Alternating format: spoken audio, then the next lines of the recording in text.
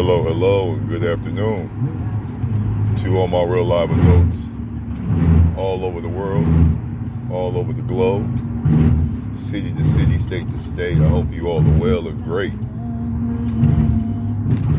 It's the one of a one, the real live passionate one, L.I.V.E. And this is another beautiful, amazing, real live adult time stories and conversations chapter 68 to be all the way straight. I'm in motion for the first time ever doing one of these passionate chapters. It's not going to be in the form of a story. If everything works out with time, energy, and focus, I will be coming with a story later on tonight. But right now, I just want to kind of talk to you about something that just crosses my head from time to time when it comes to dealing with relationships and human dynamics. And before I get started, all praise is due to the all-powerful, almighty creator above. Thank you for this opportunity.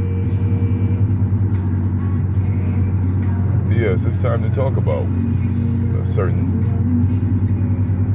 topic that I don't think gets addressed enough, and that would be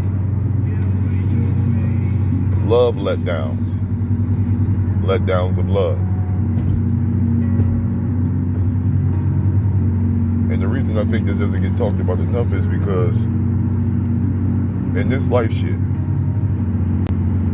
most of us hang on to our past for wrong and right reasons. When it comes to the language of love, it's not good to hang on to your past if your past didn't produce results that are admirable, I should say. You know, showing some real live integrity and progress and polish.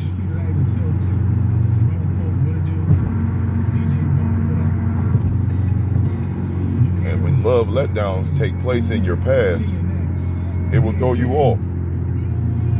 You won't have the right kind of energy about recognition of who may be right for you, because you won't let go of past love letdowns. Everybody don't vibe the same. Everybody doesn't have a certain level of understanding when it comes to human dynamics and their actual love language. That's why I did a chapter previously asking, how do you define love? What's your love language? I'm a straight shooter. I'm what would some say a hopeless romantic. I have had some of the most amazing love stories with some of the most damaged, foundationally traumatized, PTSD having women. I'm dealing with one right now. I love her to death. She loves me. But she has a problem expressing that love because of her love letdowns. Doesn't have the capacity to speak on it the kind of way I like to be soothed is when it comes to battle of the words, and not a battle in a bad way, but I love to mind spar.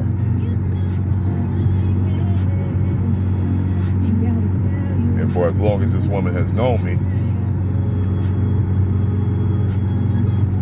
we still haven't reached that point where the love letdown language can be discussed in a real cool, peaceful form without triggering anything. There's going to be some shit triggered, but you want to be able to have these kind of conversations and the person feels soothed about getting it out versus spark up some shit that makes them want to scream and shout.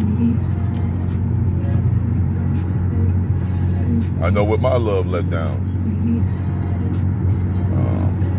there's no worse feeling for a real man like myself.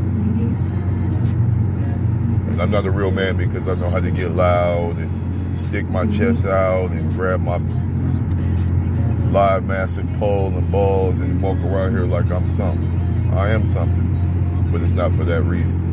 I'm a real man because the principles and things I stand on are undeniable.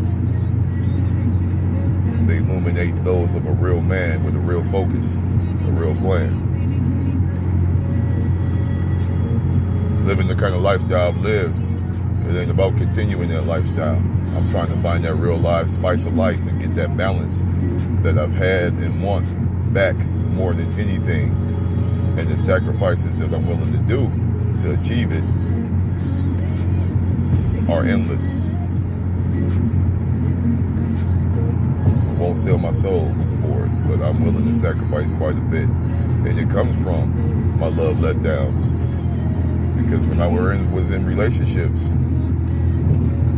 fuckships, even a couple situationships, when it wasn't good anymore, it wasn't good anymore. And words may not kill you, but they hurt. Coming from folks that you were definitely going hard for, going all the way live for, and giving them real live, undenying passion and progress. I love the women that love a trying man and respect it to the fullest. Sometimes we need a hand too. Sometimes we need a little bit of lift up too. Sometimes we need a little bit of protection too. I like my heart to be protected. You want to protect my heart, you keep it all the way honest with me, but do it responsibly. Sometimes brutal honesty will bring forth brutal ass responses. And folks don't want to tangle with me on the brutal responses, because I have a whole lot of brutal honesty in me when it comes to certain shit. But I sometimes spare individuals because they're not ready for my kind of truth and brutal honesty. It gets proven in emotions. But when I love hard, I love hard. And I actually use my love letdowns from the past to kind of steer, engage, and increase my levels and capacity for what style of love I bring to the table. The cloth I'm cut from when it comes to passion and genuine energy, and laying that dick down to the person that I'm with in a way that it doesn't feel like they're objectified, but they feel like they are solidified. That's what I aim for, because that's what I do. But everyone doesn't get the same from me, because everyone is different. Every woman is different. Even the women that share the same style of foundational traumas, they're different from how they handled it, how they deal with it, how they move forward in it. You understand? So I have to be responsible and recognize that and not treat everybody the same just because of the past. I want you beautiful women out here who wonder why you are the kind of single that makes people raise their eyebrows. Some of you are really the issue, and you don't know how to address it because in your mind you've told yourself you're perfect, and you've told yourself that you're unfuckwittable, and you've told yourself that you do right all the time, even when you know you're wrong. And sometimes not knowing how to communicate is wrong. Sometimes not giving folks their flowers and their just due is wrong. And if you're doing it because of your past, it's sad, because you're right there missing out on your present because you're so stuck in the past.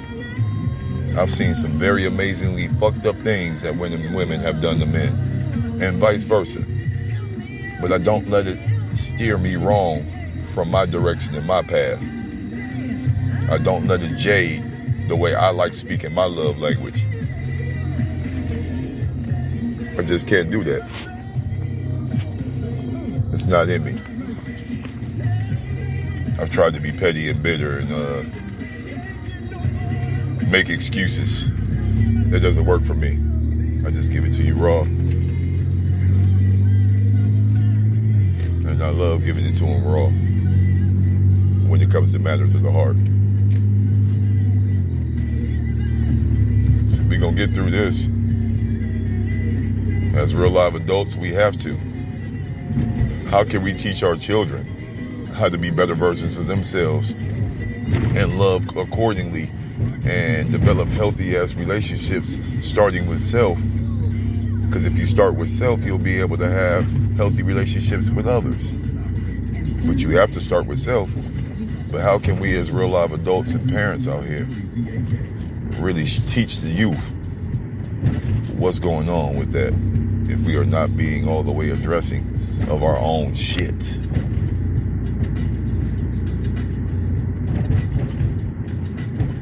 This is going to be a very interesting journey as I keep on coming with these real live adult time stories and conversations and these passion chapters, because these things are real. And when they manifest deep, it's time to speak. It's time to speak. My strength and my capacity goes real long and goes real deep. But I would be lying to you all if I didn't say that some of my past letdowns have had me thrown off and made me question myself, made me be way harder on myself than I ever imagined that I would be. Made me think there was something wrong with me, when all in all, it wasn't. We are not perfect, but love is. And my love language I speak is the closest thing to perfect it's going to be coming from me. I just want a responsible woman, man, to take care of that, because I can't take care of it on my own. You understand? That makes sense, I hope. I'm entitled and justified on getting exactly what I want. But I also have to be responsible and understand if I'm even ready fully for what I want. And right now I'm not. I am, but I'm not. And I can't have that being the case. I'm gonna go ahead and sign off. I didn't want to be long on this one. I'm almost to my destination. I thank you all for supporting the Real Live Adult Time Stories and Conversations podcast movement. I ask and pray that you share these jewels with others responsibly. And let's love the right way, because I'm pretty sure we've all did enough loving of the wrong way. I'm live always. Live ties, what they call me. This has been another Real Live Adult Time Stories chapter. And I'm going to go ahead and do what I'm supposed to do out here, y'all. I pray you all do the same thing. Love is always going to be live.